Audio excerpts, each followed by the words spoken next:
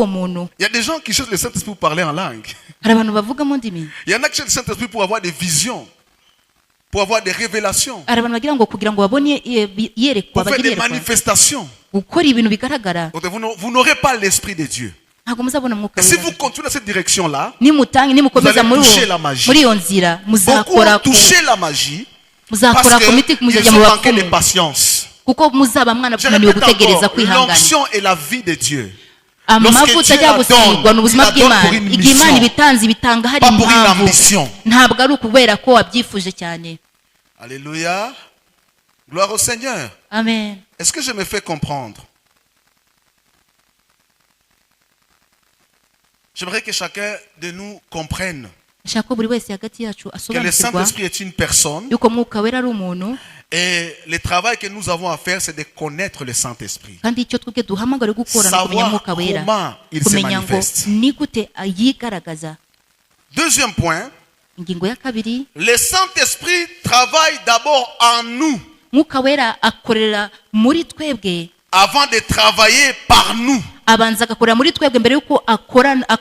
Saint-Esprit travaille d'abord en nous avant de travailler par nous. Vous savez, tu n'as pas besoin d'être célèbre pour être utile à Dieu. Mais tu dois seulement être sanctifié pour être utile au Seigneur. Je suis en train de décourager ceux qui recherchent la célébrité avec le Saint-Esprit. Mais j'encourage plutôt ceux qui recherchent à être utilisés par le Saint-Esprit. Dans 2 Timothée 2 au verset 20, verset 22, la Bible dit dans une grande maison, il y a plusieurs sortes d'assiettes. Il y a des vases d'argent, des vases d'or. Il y a des bois de terre. Il y a aussi des vases qu'on appelle des vases d'honneur. Et d'autres sont d'un usage vil. Mais qui sont les vases d'honneur? Ce sont les vases-là qui sont utiles au maître. Ce sont les vases-là qui se sanctifient. Voilà pourquoi Dieu veut d'abord travailler l'intérieur afin que la manifestation extérieure soit le reflet de ce qui se passe à l'intérieur. Si tu veux changer l'extérieur, commence par changer l'intérieur. Ton extérieur est le reflet de ce qui se passe à l'intérieur.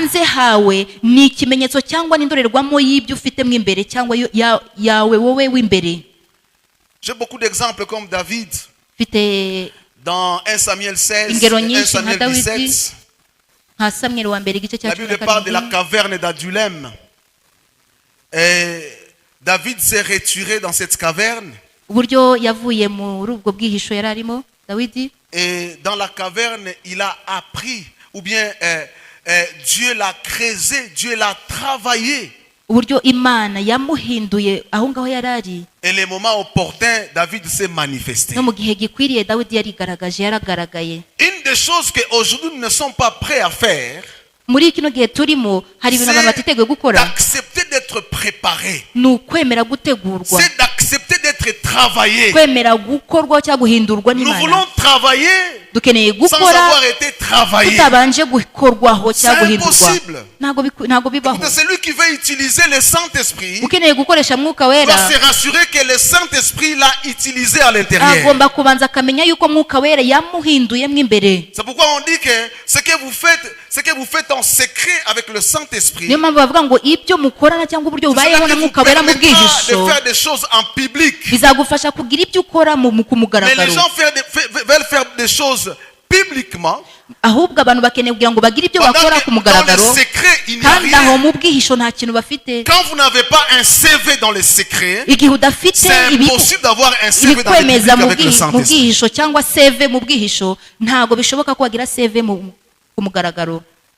Alléluia. Amen. Alors j'aime une chose, Luc 4, verset 1 et verset 14. La Bible dit que Jésus fut rempli du Saint-Esprit Yesu yuzuzwa umwuka wera. Et il fut conduit dans les déserts. Ajyanwa mu butayu. Il fut rempli du Saint-Esprit. Yuzuzwa umwuka wera. Et puis il fut conduit dans les déserts. Ajyanwa mu Jésus rempli du Saint-Esprit. Yesu yuzuza umwuka wera. Revint du Jourdain. Et il fut conduit par l'Esprit dans les déserts. Ava kuri Yorodani ajyanwa n'umwuka mu butayu. Le verset suivant. Murongo ukurikiyeho. Verset 14. Murongo. On dit d'abord qu'il fut rempli du Saint-Esprit. Okay. Jésus, revêtu de la puissance de l'Esprit, retourna en Galilée et sa renommée se répandit dans tous les pays d'alentour. Yesu asubira i Galilaya afite imbaraga z'umwuka, inkuru ye yamamara mu bihugu byose bihereranye naho. La première des choses que Dieu fait avec Christ, il le remplit d'abord. Et la deuxième des choses, il le conduit. Et enfin, la troisième des choses, il y a maintenant la manifestation, le revêtement. Vous savez, il y a deux choses qui se sont faites à la Pentecôte dans Actes des Apôtres. Suivez-moi bien. La Bible dit qu'ils ont parlé en langue. Et la Bible dit qu'il y a eu aussi des langues de feu sur leur tête. Lorsqu'on parle en langue, c'est parce qu'on est rempli. Le parler en langue est un débordement. Et lorsque on a des langues de feu sur soi, cela signifie que l'on est revêtu de la puissance. Alors ce que Dieu fait, c'est quoi? Il commence d'abord par remplir Jésus, c'est-à-dire travailler son intérieur, arranger son intérieur. Ensuite, la Bible dit le Saint-Esprit les conduisit. Il marche maintenant avec le Saint-Esprit comme une personne. Et quand il marche avec le Saint-Esprit, le moment venu, le Saint-Esprit maintenant le revêt. Et maintenant il peut accomplir des miracles. Alors c'est un processus important. On est d'abord rempli, deuxièmement on est conduit, et enfin on est revêtu. Le revêtement, il invoque la manifestation dans le public. Tandis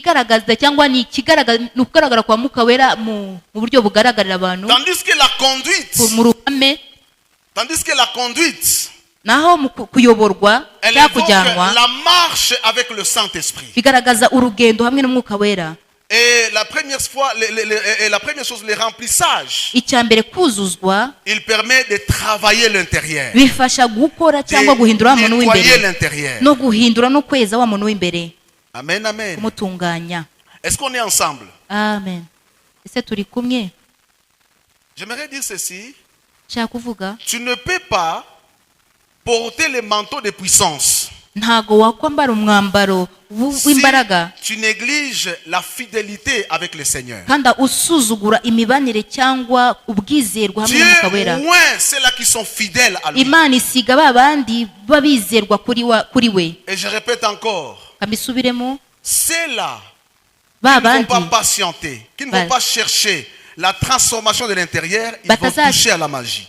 babandi batazategereza batazihangana ngo mwuka wera banza bahindure mwimbere bazakora cyangwa bazajya mu bapfumu. Quelle que soit la vie qu'il mène, mais il voudrait quand même faire des choses avec le Saint-Esprit. Babandi bakeneye kugira ngo bagire ibyo bakorana na mwuka wera. Vous allez toucher au fait badahinduka ubuzima bwabo bw'imbere baziyashituka bagiye gushaka abapfumu. Étranger, recherchez les remplissages, ensuite cherchez la conduite et enfin vous expérimenterez le revêtement. Niba mukeneye izo mbaraga cyangwa mukeneye gukorana na mwuka wera mubanze mushake guhindurwa mwimbere nimurangiza mugendane na mwuka wera nyuma muzambikwa izo mbaraga zayo. C'est comme un exemple que je donne souvent. Urugero nkunda gutanga kenshi. Un grain afin de produire urubuto mbere yuko rutanga umusaruro il doit être enterré sous la terre. rugomba kubanzwa rukinjizwa mu butaka. Et vous savez ce qui se passe sous la terre? kandi muzi ikiba munsi y'ubutaka. Sous la terre, les grains meurent. munsi y'ubutaka urwo rubuto rurapfa. Les grains se décomposent. urwo rubuto rurashenjagurwa. Ensuite maintenant, noneho nyuma yaho il renaît rukaza kongera kubaho et crée quelque chose. rukazatanga ikintu Le runaka. Saint-Esprit veut faire la même chose avec mwuka nous. wera nawe hari icyo yakorana nawe muri ubwo buryo. La première des choses, la Bible dit, icya mbere mwuka quand wera Jésus fut rempli, bibiliya atubwira ngo il fut amené au désert. igihe yujujwe yajyanywe mu butayu. Et l'une des choses que le Saint-Esprit fait lorsqu'il veut nous utiliser, igihe ikintu umwuka wera akora igihe akeneye kudukoresha il nous ramène dans le désert. atujyana mu butayu. Vous savez qu'est-ce qui se passe dans le désert? muzi ikibera mu butayu? Il nous vide de nous et nous remplit de lui. adukuramo ibyacu byose akatwuzuza we wese. Écoutez, lorsque vous n'êtes pas vidé de vous, le Saint-Esprit ne peut pas vous utiliser. igihe mwuzuye mwebwe mwuzuye ibyanyu mwuka wera ntabwo abakoresha. Alors le désert nous vide de nous. mu butayu adukuramo ibyacu biri muri twebwe akatwuzuza ubwiza cyangwa ukuboko kw'Imana. Beaucoup de gens, parce qu'elles sont imbues d'eux-mêmes, ou bien elles sont remplies d'eux-mêmes, kuko abantu il n'y a benshi pas de place pour le buzuye Saint-Esprit. bariyuzuye bo ubwabo nta mwanya w'umwuka wera bafite. Alors les grains doivent être enterrés. ahubwo urubuto rukeneye kugira ngo rubanze rushyirwe munsi y'ubutaka. Il va mourir. aho ngaho ruzapfa. Il va se décomposer. aho ngaho ruzasenyuka cyangwa Et ensuite, ruzacikagurika. il va renaître. ruzongera rubeho. Alors je voudrais dire à une personne ceci. nshaka kugira ngo umbwire umuntu ikintu. Si tu n'acceptes pas la mort en toi-même, niba udakeneye gupfa ku bwawe il est impossible d'expérimenter la résurrection. ntibishoboka yuko wabona La umuzuko cyangwa résurrection n'est ubamo. possible que pour ceux-là qui acceptent la mort. ukuzuka cyangwa umuzuko ushobokera ba bandi bemeye gupfa. Oh, le désert c'est quoi? ubutayu ni iki? C'est lorsque nous sommes décomposés. ni igihe twemeye gushenjagurwa. Quand un grain est décomposé, igihe urwo rubuto il est rwashenjaguwe méconnaissable. ntabwo wakongera kurumenya. Personne ne l'apprécie. nta muntu warwishimira. Personne ne le veut. nta muntu urukenera. Il y a des moments dans notre vie hari ibihe mu où buzima bwacu évidemment nous sommes méconnaissables. aho tuba turi abantu Parce batamenya. que comme Jésus fut amené au désert nk'uko yesu yajyanywe mu butayu afin d'apprendre comment être conduit par le kugira Saint-Esprit, ngo amenye ni gute bagendana na mwuka wera. entre parenthèses, afin d'être vidé de lui-même mu yandi magambo yaragiye ngo et bamukuremo d'être rempli totalement par le ibyari biri Saint-Esprit. muri we mo imbere De la kugira ngo même yuzuzwe façon, umwuka nous wera. aussi, si nous voulons natwe être utilisés par le niba dukeneye Saint-Esprit, gukoreshwa n'umwuka nous wera devons accepter tugomba kwemera d'être vidés de nous-mêmes yuko umwuka adukuramo ibiri muri et twebwe libérer les moi en nous. tukarekura ibyo byose C'est les moi en biturimo. toi qui empêchent que le Saint-Esprit s'établisse. kwa kundi kumva kwiyumva nibyo bituma umwuka wera adakora. C'est les gens, je serai un peu pratique. ndabivuga mu buryo C'est le genre de bufatika gens, cyangwa bugaragara. il entend une voix. ni nka ba bantu La bumva voix lui ijwi parle de l'intérieur. Il dit ne le faites pas. akumva ijwi rimubwira ngo ntubikore Mais il le fait quand même. ariko Et akanabikora. demain, il vit des mauvaises histoires. noneho ugasanga abaye mu Et buzima après, bubi. il raconte, il dit, j'ai même écouté une voix qui nyuma akazavuga m'interdisait de ngo le faire. numvishe kandi numvishe ijwi rimburira ngo simbikore. Oui, la voix t'interdisait. ijwi Mais ryarakubuzaga parce que tu occupes ton cœur totalement ariko kuko wowe et le ubwawe Saint-Esprit, utuye mu il est mutima wawe amoindri en toi. umwuka Alors wera il akaba ne sait adafite pas umwanya t'utiliser. Il ne sait nta pas te kuntu conduire. yagukoresha ntazi ngo akuyobore gute. Apprenez et acceptez à être vidé par vous-même. twitoze kandi twemere Afin kwikuramo que ibiri le muri Saint-Esprit twebwe kugira ngo umwuka vous wera remplisse et vous abuzuze utilise. kandi abakoreshe. Alléluia. amen. Alors lorsque les grains meurent, igihe urubuto rupfuye j'en parlerai en profondeur peut-être demain ou après-demain. nzabyinjiramo cyane ejo cyangwa Lorsque les umunsi grains ukurikiyeho. meurent, ils se décomposent. igihe urubuto rupfuye rurashenjaguka Mais ils renaissent quand même. ariko rukongera Je rukabaho. vais dire à une personne ceci. ndashaka kugira ngo mbwire umuntu iki kintu. Écoutez, ce n'est pas parce que tu ne vois pas la croissance rapide d'un arbre qui n'est pas en train de croître.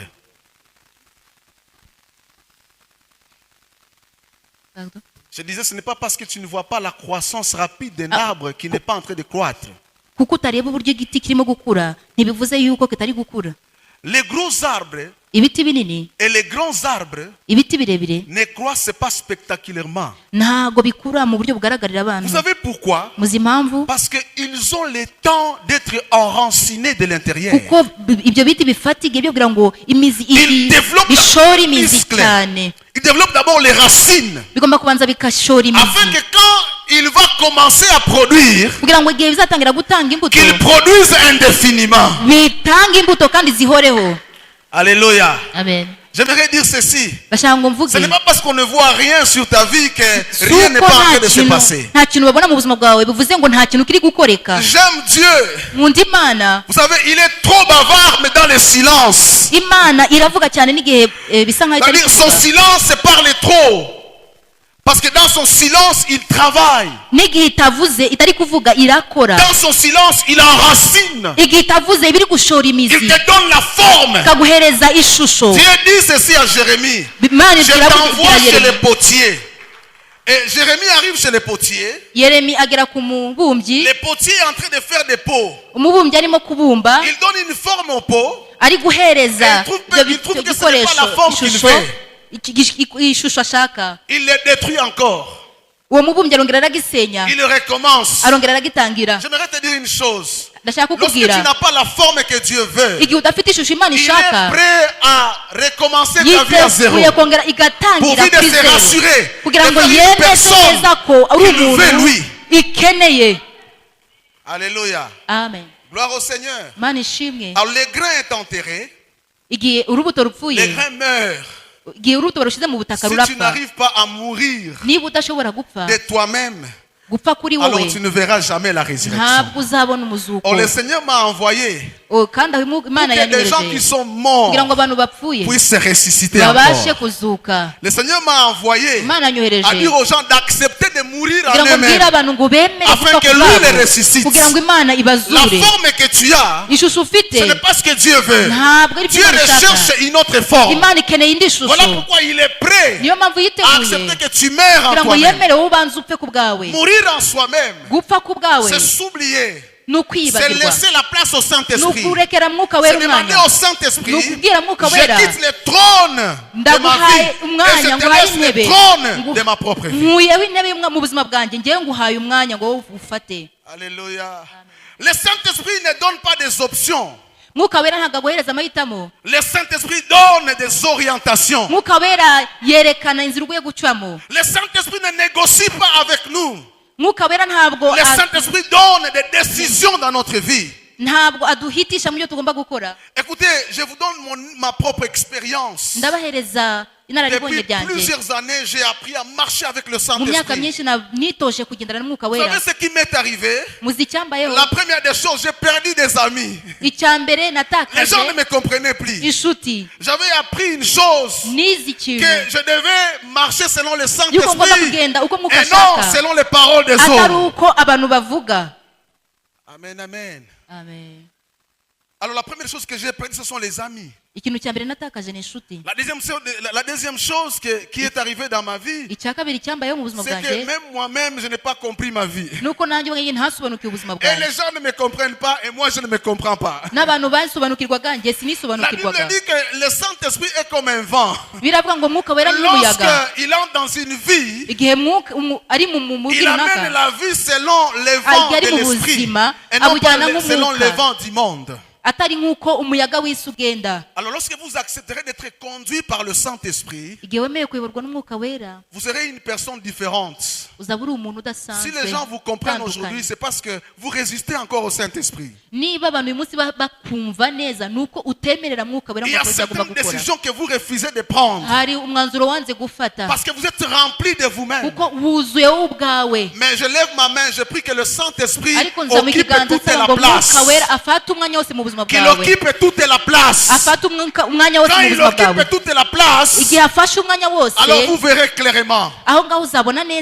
Des fois, on ne comprend pas certaines choses parce que c'est nous qui voulons les comprendre. On ne laisse pas au Saint-Esprit de les faire dans notre vie. Je vous explique un processus. Jésus fut rempli de l'Esprit conduit dans les déserts, ensuite revêtu. Et c'est ce que Dieu veut faire. Il veut nous remplir, ensuite nous conduire, marcher avec le Saint-Esprit, comprendre que le Saint-Esprit n'est pas une force, c'est une personne avec laquelle nous devons marcher, avec laquelle nous devons partager. Bien sûr, vous ne serez pas populaire. Vous ne serez pas populaire. Mais vous serez populaire devant le Seigneur. Qu'est-ce qui est important? Alléluia. Amen. Dieu veut distinguer votre vie. Mais vous devez accepter ces manières de faire. Alors, comment créer la relation avec le Saint-Esprit? La première des choses, c'est savoir parler au Saint-Esprit. Chaque matin, on doit se réveiller et on doit parler au Saint-Esprit. Je vais voir ça.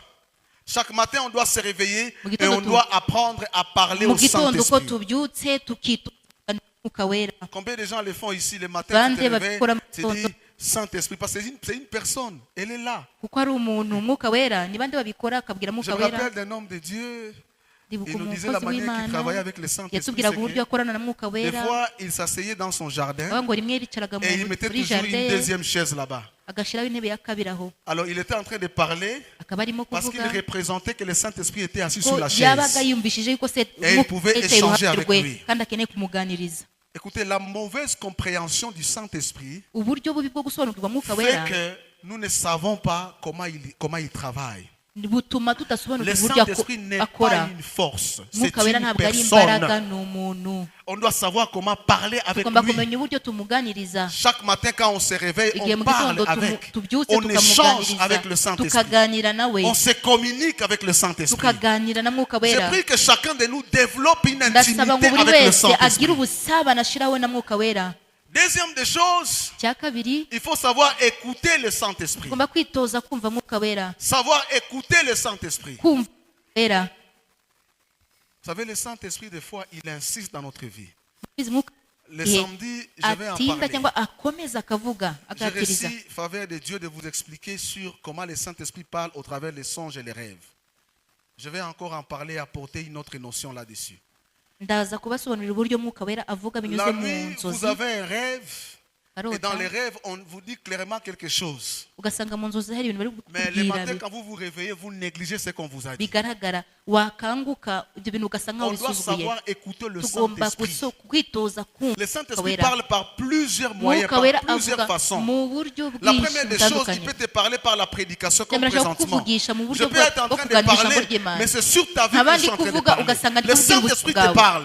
Si tu n'écoutes pas, si tu vois les messages pour une autre personne, tu rates l'opportunité d'être renseigné par le Saint-Esprit. Il peut parler par le rêve, par les songes.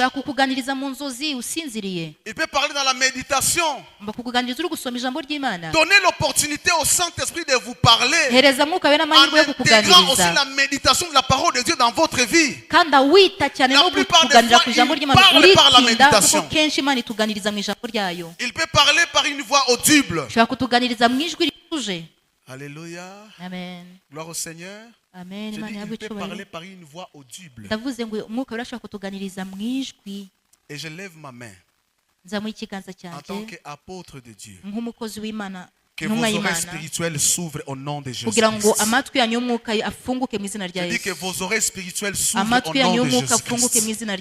À partir d'aujourd'hui, tu vas commencer à écouter le Saint-Esprit te parler par la voix audible. Je le confesse. Je le déclare. Si j'ai été envoyé en ces choses, que cela soit fait au nom de Jésus. Écoutez le Saint-Esprit. Alléluia. Il y en a qui sont là et qui l'écoutent. Tu écoutes une voix qui te parle. Wow. Vous savez que c'est merveilleux. Des fois, tu es dans un dilemme et la voix te dit non, prends gauche, prends droite. Quelle grâce, quelle faveur d'être commissionné par le Saint-Esprit. C'est possible. Alléluia. Mais apprenez à écouter le Saint-Esprit. Prenez votre temps. Vous savez, souvent on parle beaucoup. On crie beaucoup. Mais peu de temps.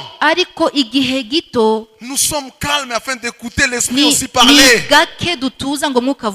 Si hier j'ai dit ceci, après avoir prié, aller sur terrain.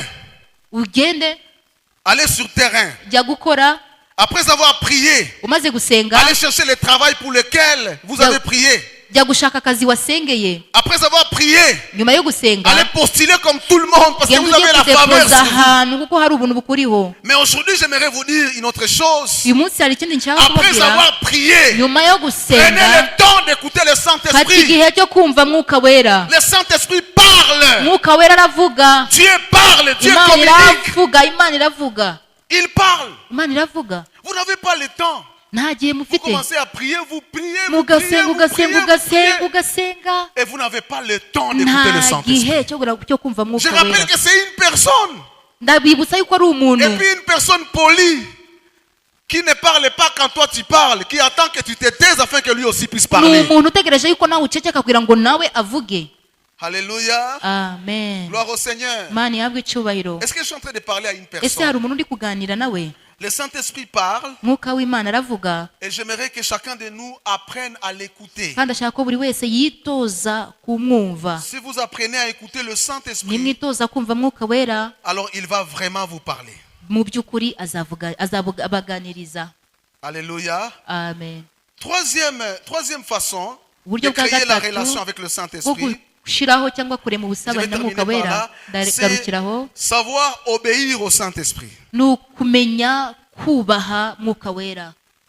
Saint-Esprit parle à ceux qui servent et à ceux qui obéissent. Je disais que le Saint-Esprit ne t'informe pas, mais il t'oriente et il te dirige. Le Saint-Esprit ne te donne pas des options, mais il te donne des instructions. Il te montre la voie. Il t'oriente. Il te donne des orientations claires. Alors lorsqu'il faut écouter le Saint-Esprit, arrêtez votre éloquence. Arrêtez de poser beaucoup de questions. Ça sera comment? Ça sera comment? Je vais faire comment? Ok, tu m'as dit de quitter, de partir. Mais je n'ai pas l'argent. Je ne sais pas comment le faire. Écoutez, c'est lui qui a dit. C'est lui qui a dit. C'est lui qui a dit. C'est lui qui a dit. Donnera la provision. Alléluia. Apprenez à obéir. Vous savez ce qui arrive dans la vie? Lorsque le Saint-Esprit vous parle maintenant, il insiste demain, il insiste encore. Si vous ne vous exécutez pas, alors vous amoindrissez la voix du Saint-Esprit en vous. Parce que la plupart des fois, quand il parle avec une grande voix, quand il va revenir, il va diminuer un peu la tonalité.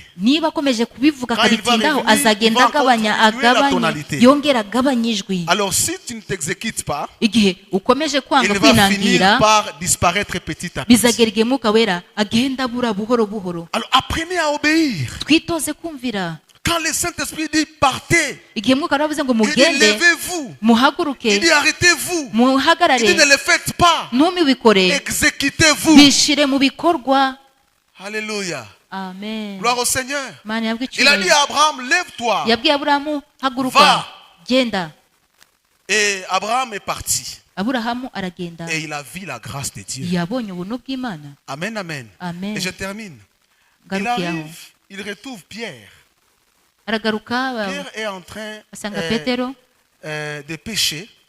Et toute la nuit, il n'avait pas eu de poisson. Toute la nuit, il n'avait pas eu de poisson. Et le matin, Jésus s'approche. Il dit Pierre, jette ton filet là-bas. Pierre, c'est un pêcheur professionnel. Il sait que les poissons, on les capture facilement seulement la nuit. Vous savez comment les pêcheurs font? Ils allument des torches, ils les pointent dans l'eau. Et les poissons ont tendance à suivre la lumière de la torche. Et c'est comme ça qu'ils sont capturés. Alors la journée, vous allez les attraper comment? Même si vous mettez la torche, il y a une grande lumière.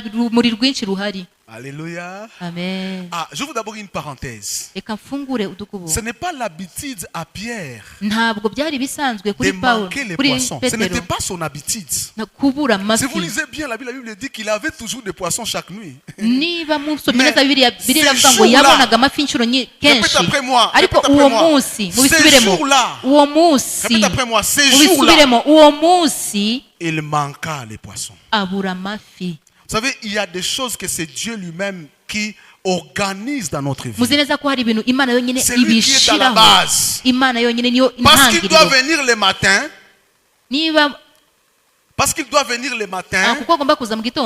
Il leur prive des poissons la nuit. Alors, Jésus insiste et dit non, jette les filets. Vous savez ce que Pierre a dit? Bon, si c'était moi, avec mon expérience, avec mes diplômes, avec mes forces, je ne jetterai pas les filets. Mais sur ta parole, je vais jeter les filets. Écoutez, j'ai appris une chose. Je ne le fais pas parce que je comprends. Je ne le fais pas parce que j'ai compris. Je ne le fais pas parce qu'il y a de la logique dedans. Je le fais parce que le maître l'a dit. Je le fais parce que Dieu l'a dit. Écoutez, à un certain moment, arrêtez avec vos diplômes. À un certain moment, arrêtez avec les mathématiques. Philippe, il regarde Jésus, il dit, mais Jésus, toi aussi, tu n'es pas sérieux. Avec les 5 pains que nous avons ici, et les 2 poissons, allons-nous nourrir les gens? Non, Philippe avait oublié que celui qui lui avait demandé de distribuer les pains, ce n'était pas son père ni son oncle. C'était Dieu lui-même. Si Dieu le dit, il le fera certainement. La voix de Dieu contient la provision pour accomplir ce pourquoi elle est sortie. Alléluia. Apprenez l'obéissance. Il y a des choses que Dieu ne fait pas dans votre vie parce que vous n'êtes pas obéissant. Parce que vous n'acceptez pas. Vous discutez beaucoup. Vous parlez beaucoup. Vous êtes très éloquent. Comment ça va se faire? Comment je vais y aller? C'est ma première fois. Je n'ai pas les billets. Celui qui t'a dit de partir, s'il ne pourvoit pas au billet, je dis celui qui t'a dit de partir, s'il ne pourvoit pas au billet, s'il ne donne pas les billets, il peut donner la force du corps afin de marcher et de ne pas se fatiguer. Vous pensez, vous pouvez comprendre ça? Pendant 40 ans, Israël a marché dans les déserts. C'est la force divine. Un jour, nous traversions une crise avec mon épouse, une crise économique. Et on a trouvé quelqu'un qui pouvait nous emprunter de l'argent. On a trouvé quelqu'un qui pouvait nous emprunter de l'argent. Après, on s'est rendu compte que non. Mais même trouver quelqu'un qui peut vous emprunter de l'argent, c'est aussi une grâce.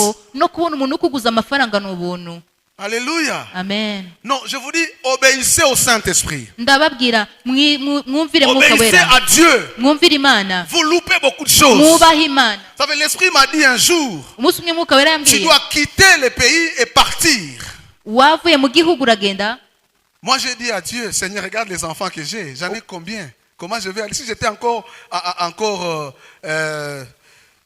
si je n'étais pas encore marié, je pouvais aller sans problème.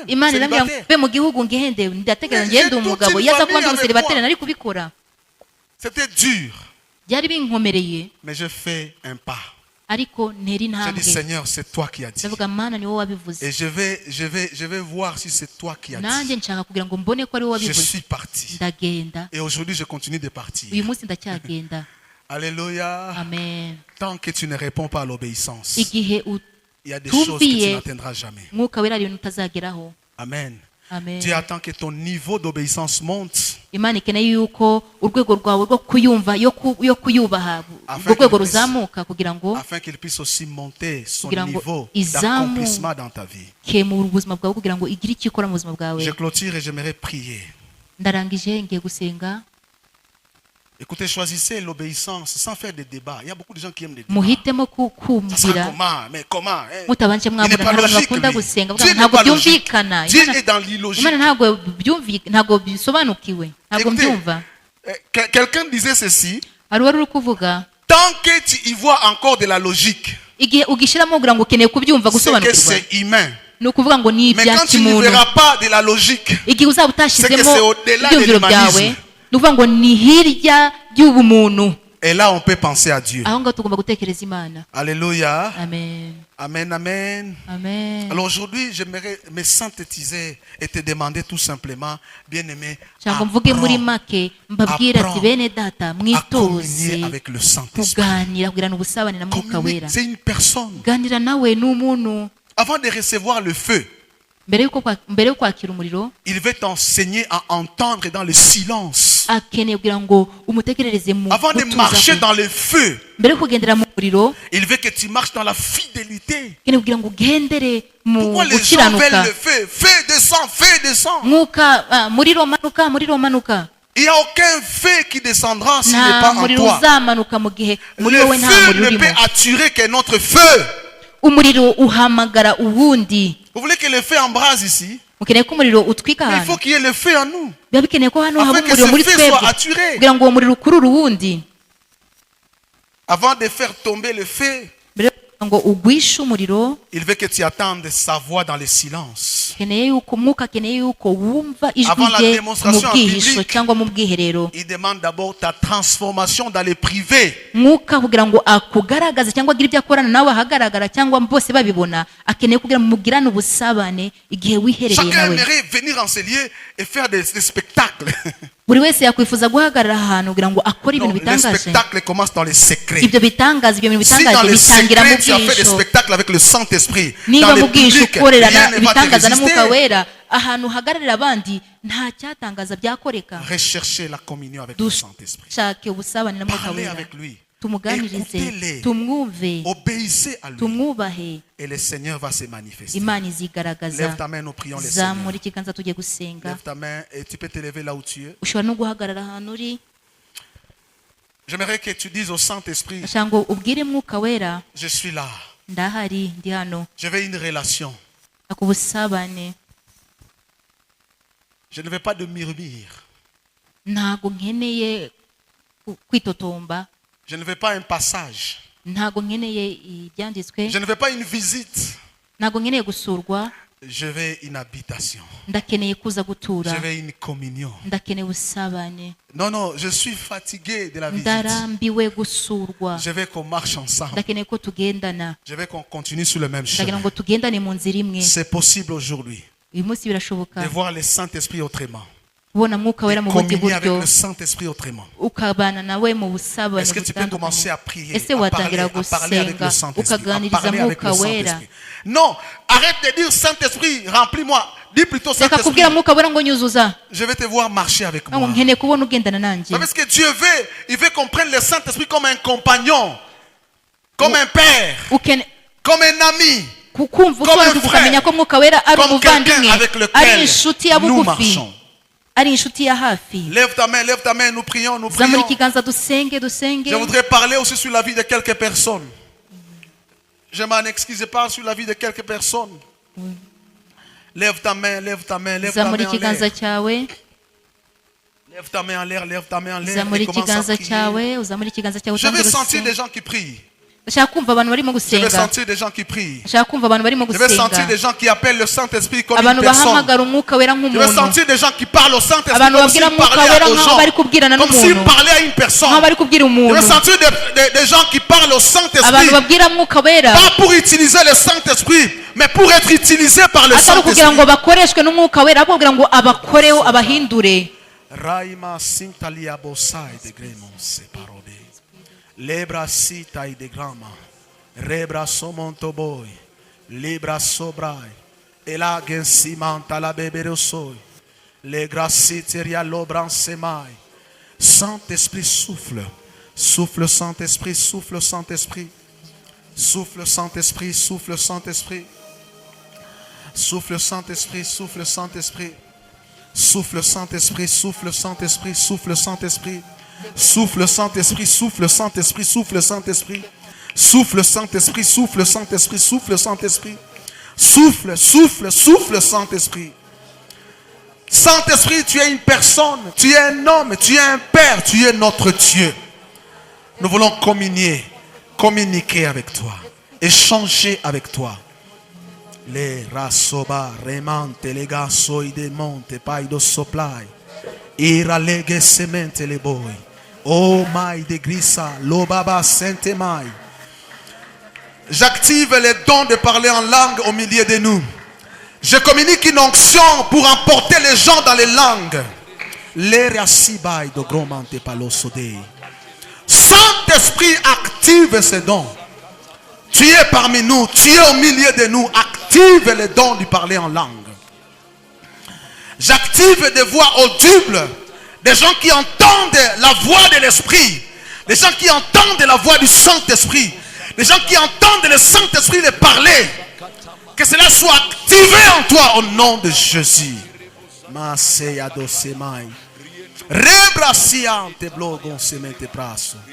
Saint-Esprit, Saint-Esprit, Saint-Esprit.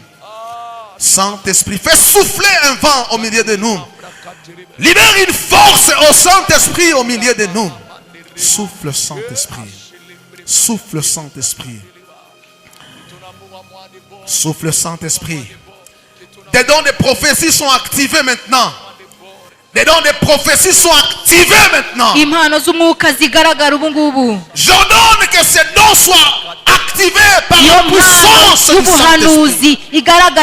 Au nom de Jésus de Nazareth. Qu'il en soit ainsi fait au nom de Jésus de Nazareth.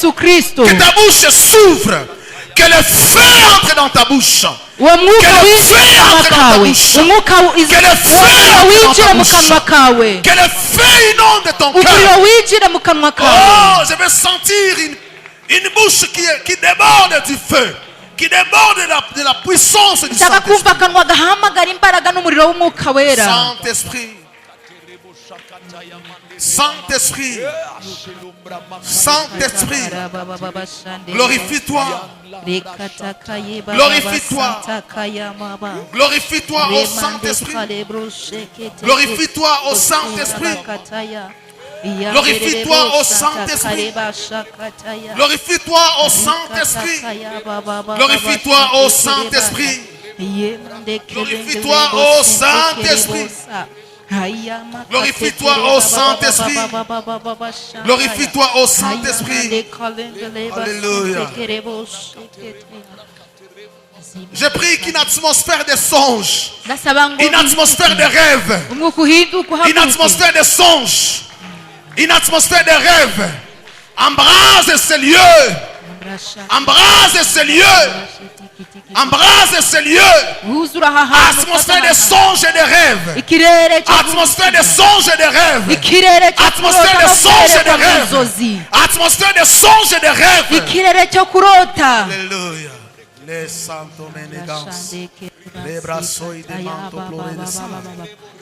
Les daciman cantiba lobre que mensita la doresa. Ira legansi promoto paleba sobre eleganza teneria. Parle bien-aimé. Laisse-toi aller par l'Esprit. Laisse-toi aller par le Saint-Esprit. Il est là pour te communiquer la grâce. Il mwuka est là kugira ngo pour activer aguhereze un don. ubuntu bwe kugira ngo Il est là pour activer un don. Il est là impano pour activer zikore les langues. irakugira ngo Pour impano activer les n'indimi prophéties. zikore Pour activer les songes et les rêves. ubuhanuzi n'inzozi L'atmosphère est là. icyo kirere kirahari L'atmosphère est là. ikirere kirahari L'atmosphère est là. ikirere kirahari Sois connecté. wowe Sois wiyushye touché. ukorweho Sois activé. ukorweho Au nom de ukagukoreho Jésus. mu izina rya Souffle yesu Saint-Esprit. n'umwuka wera Souffle Saint-Esprit. Alléluia.